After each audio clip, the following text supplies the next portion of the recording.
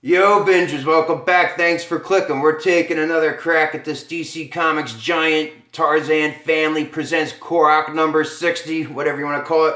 We've already read this cover story here, What Secrets Are Hidden Within the Forbidden Tomb, featuring Korok, son of Tarzan. But we're going to check out one of these side stories here. Now, you know John Carter of Mars, but have you ever heard of Carson of Venus? Well, check it out from 1975. Here we go. I was going to Mars, of that much I was certain. Every detail had been checked and rechecked a dozen times over, and the time for leaving was finally at hand. Everything's ready, Carson. You are going to take me with you, aren't you? You know I can't, Jimmy. I have no right to gamble with your life, too. Silently, Jimmy Welsh nodded in assent. He had known before he'd asked what my answer must be. He helped me into the torpedo, and we made our brief goodbyes. Then, my eyes moist, I bolted shut the hatch.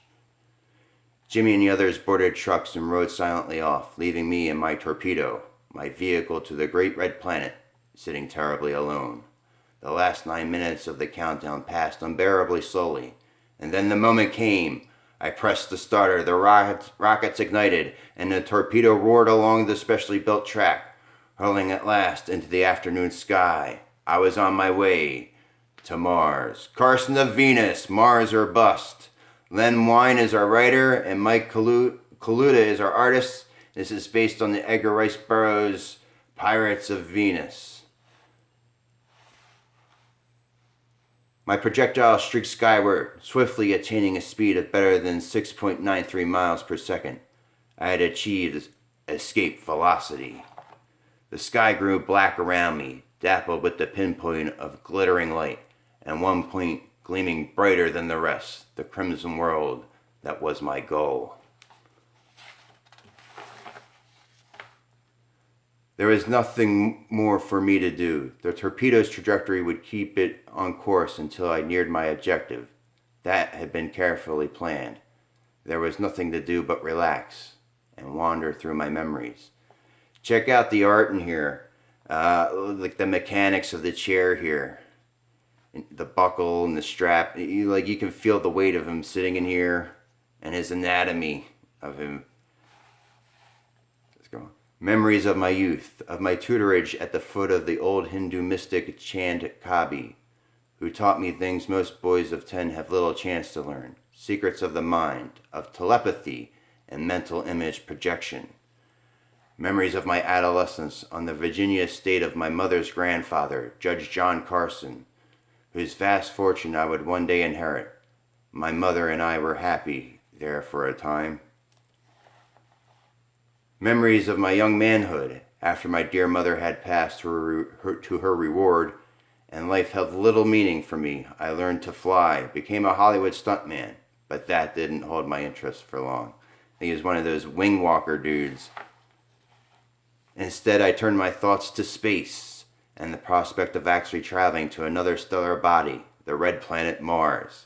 After months of careful planning, I began construction of the vessel to carry me to my destination.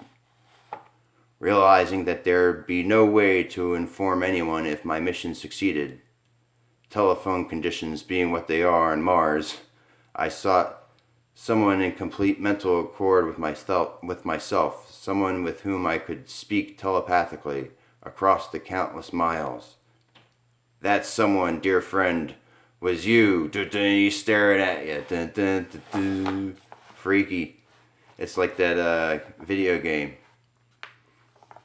The memories kept me warm for a while, filling me with the familiar in a realm of the unknown, until I noticed something that turned my life's blood cold. What? I'm off course. Going to miss Mars. My trajectory was gone wrong, but why? Why? For a moment I was bewildered. Then the answer came to me in the sudden glow of light that bathed my face. Oh no, no! All of our months of careful calculation, all of our checking and rechecking, and we forgot to consider the moon. We forgot the miserable moon. It ceased being funny after a time, ceased being important. I was doomed, whether I drifted through space till my food ran out, or I plummeted into the fiery heart of the sun. My chances of survival were virtually non existent, so I settled back to wait. The next month was the most trying of my life. With death so inevitable, I concerned myself with living. I read a great deal, attempted fancy cooking, studied the glimmering stars. It helped to pass the time. On the 13th day, I was scanning space ahead when the vessel was pulled to the right towards a gorgeous shimmering crescent. It was Venus, Earth's sister in space. It was there I was to die.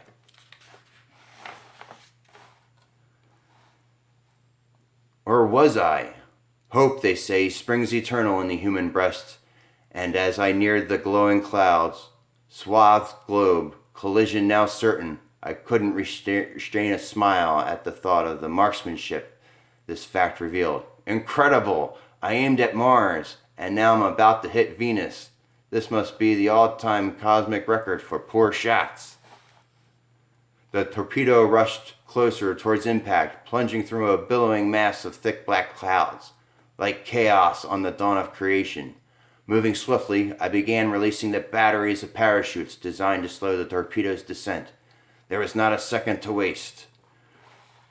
Check this part out, this is pretty killer. Quickly, I donned fleece-lined coveralls, helmet, and goggles, adjusted the oxygen tank that hung in front of me, and double-checked my chute, adjusting my mouthpiece. I blew the hatch bolts, and the air pressure within the torpedo shot me into space. Look at the motion and stuff that's in here. You can just tell. Or maybe the words help, I don't know. You tell me. My right hand gripping the ripcord, I looked around for the torpedo and had just an instant's glimpse of it as it dove into the cloud mass, and it was lost from view. It was like saying goodbye to an old friend. Check out the artwork in his outfit here, his uniform, I guess. Whatever. I jerked the ripcord just as the cloud swallowed me. Oh, real quick ad break. Check this out. First time in comics history, Marvel and DC, 1975, Wizard of Oz. Okay, back to the story. Down I dropped through a bank of clouds that chilled my very breath, into a cloudless space, and then again into more clouds. How long a time I fell, I do not know, but eventually I discerned a shadow looming beneath me, and what in... I struck something. A tree? For a few instants more I continued to fall, and then... My chutes fouled in the branches. I best find myself a foothold while I have the chance. As I groped about in the dark, my hand finally located a sturdy branch, and a moment later, I was astride it. Well, that's another theory gone to ruin. There is definitely vegetation on Venus. Utilizing ropes and harnesses I had salvaged from the parachute, I commenced to descend the tree, and something fascinating caught my eye. Light coming from below. But how?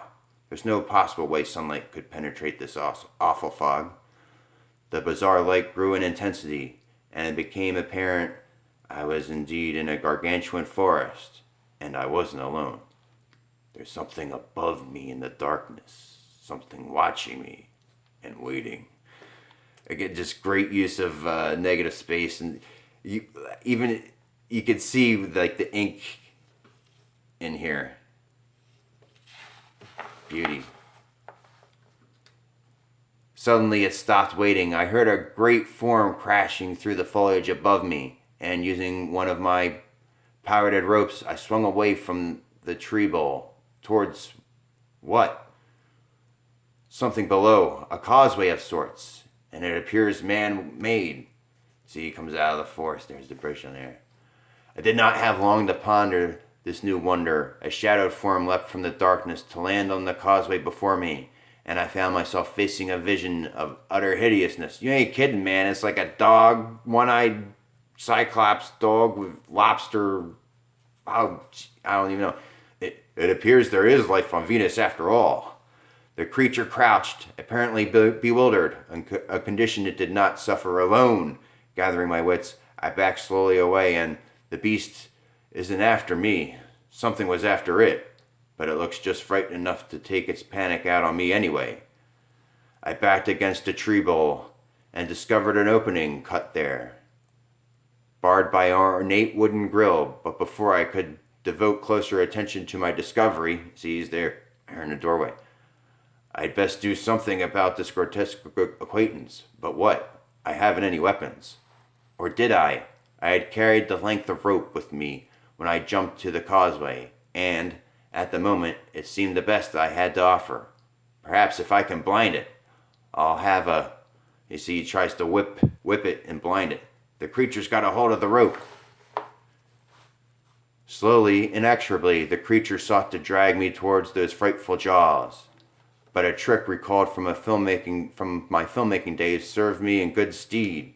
So he starts, doing like the cowboy lasso thing here. Frightened by the sudden pressure on his cella, the beast began to pull desperately away. No telling how long it'll be before that thing decides to change its tactics and charge me. I better do something about it, and fast. Securing the end of the rope to one of the stout posts in the causeway, I turned and ran. Gotta get out of reach of those pinchers before it's too late. But with its razor-sharp claws mere inches from my neck, the creature pulled the entangled rope taut and... Ooh, that stopped the cold. It's like Foghorn Leghorn and the dog. But my sigh of relief did not last long. Scrambling to its feet, the creature seized the rope in its other chela and neatly severed my only hope for survival in two. He cut the rope. No, it's after me again, but this time it's not going to creep. It seemed evident my stay upon Venus was to be brief, when suddenly the door in the tree swung open and... Great Jove, humans! The beings who constructed this causeway, and they're coming to my rescue. Muscles tensing, the man in the lead hurled a short, heavy spear that sank deep into the back of my infuriated pursuer. Look at that. Instantly, the creature whirled to face these new and more dangerous tormentors, and another well-thrown javelin drove deep into his chest. It's hard to feel bad for that ugly thing, man. Followed by still another lance until... With a last frightful scream, the thing dropped dead in its tracks. It's over.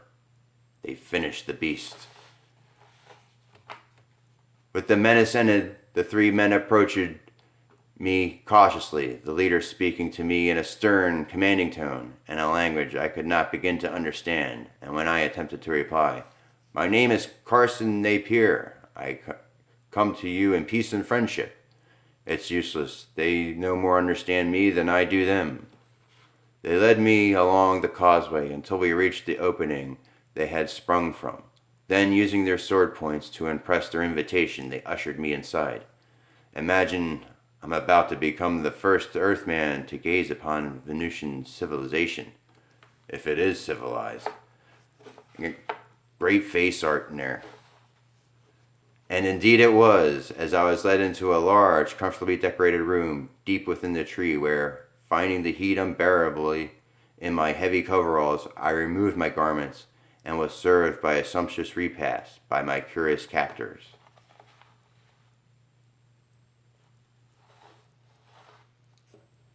Nice art in there. When I finished my meal, I was led up a flight of circular stairs to a small chamber room, which was to be my bedroom. I settled on the soft mattress and listened to the sound of the door grating as they locked it. Then I began to doze. But not for long. Ah! That sounds like that beast the Venusian slew. Apparently it has friends. Napier, you've managed to entangle yourself in one dangerous web. I hope you can survive it. And the sounds of the beast screaming in the trees lulled me to my rest. Next, the girl in the garden. So that's it there. But how cool is that? We actually got like the introductory story. So alright everybody. Again, I enjoy making these videos, but I don't want to be a YouTuber. I appreciate you watching. You know the drill. Until next time, I'll see you in the back issues.